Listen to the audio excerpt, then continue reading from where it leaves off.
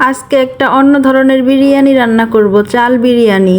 তো দেখেন খেয়েছেন কি না, না খেলে অবশ্যই আমার ভিডিওটা দেখুন। সো হ্যালো এভরিওয়ান, আসসালামু আলাইকুম। কেমন আছেন সবাই? আশা করি আল্লাহর রহমতে সবাই ভালো আছেন। আমিও আলহামদুলিল্লাহ ভালো আছি। তো চাল বিরিয়ানি রান্না করার জন্য যে ভাতের নর্মাল চাল, এই চালটা আগে ভালোভাবে ভেজে নিতে হবে। তো দেখেন ভেজে আমি কি করছি, চালটা তো ধুইতে হবে, পানি দিছি আর ওই ভাবটা একদম হাতের মধ্যে এসে লাগছে। এত জ্বালাপোড়া করছে বলার মতো না। পরে কি করব, পেস্ট দিয়ে তারপর হচ্ছে ফ্যানের নিচে কতক্ষণ বসে আসছিলাম, তারপর আর কি আবার রান্না বাড়া করতে চলে এসেছি। তো দেখেন আমি খুব ভালোভাবে চালগুলো ধুয়ে নিছি, মাংস কেটে সব কিছু যা যা লাগবে রেডি করে নিছি। তো এমনিতে খুবই সহজ। এখন হচ্ছে আমরা যে নর্মাল বিরিয়ানি রান্না করি এইরকম করেই রান্নাটা করব। আর এই বিরিয়ানি রান্নাটা খেতে কিন্তু খুবই মজা লাগে, মানে না খেলে বুঝতে পারবেন না যে ভাতের চাল দিয়েও এত মজার বিরিয়ানি হয়। তো দেখেন আমি কড়াইতে তেল দিয়ে গরম মশলা, পেঁয়াজ মরিচ ভাজি করে তারপরে মশলা কষিয়ে নিব। এমনিতে যে নর্মাল মশলা, আমি নর্মাল মশলা দিব আর সাথে হচ্ছে একটু বিরিয়ানি মশলা দিব। তো এখন আমি আদা রসুন দিয়ে দিলাম, এরপর মশলা দিয়ে তারপর একদম ভালোভাবে কষাতে হবে। আসলে সবসময় তো পোলাওয়ের চালের বিরিয়ানি খান, একবার হলে ওইভাবে ভাতের চাল দিয়ে বিরিয়ানি রান্না করে খেয়ে দেখেন, আসলে একটু অন্যরকম মজা, এত সুন্দর ঝরঝরা হয় বলার মতো না। তো যাই হোক, মশলা সব দেওয়া শেষ, এখন এই মশলাটা একদম ভালোভাবে কষিয়ে নিব।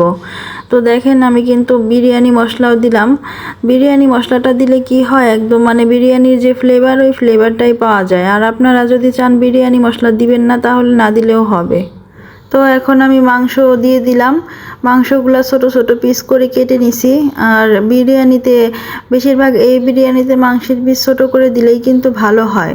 তো বিরিয়ানিটা মানে অনেকে জায়গায় ঝাল বিরিয়ানি বলে, আবার হচ্ছে চাল বিরিয়ানিও বলে। এখন আপনারা কি বলেন বা খেয়েছেন কিনা অবশ্যই বলবেন। আবার অনেক জায়গায় দেখেছি যে ঝালের পোলাও বলে। তো অনেকে আবার করে কি দেশি মুরগি দিয়ে রান্না করে খায়, আবার অনেকে হাঁসের মাংস দিয়েও রান্না করে খায়। তো আমি আজকে ঘরে ব্রয়লার মুরগি আসছিল, তাই ব্রয়লার মুরগির মাংস দিয়েই রান্না করলাম। আর হ্যাঁ, আমার ভিডিওটা যদি ভালো লাগে তাহলে কিন্তু লাইক কমেন্ট করতে ভুলবেন না। আর আমার পেজটাকেও ফলো দিবেন।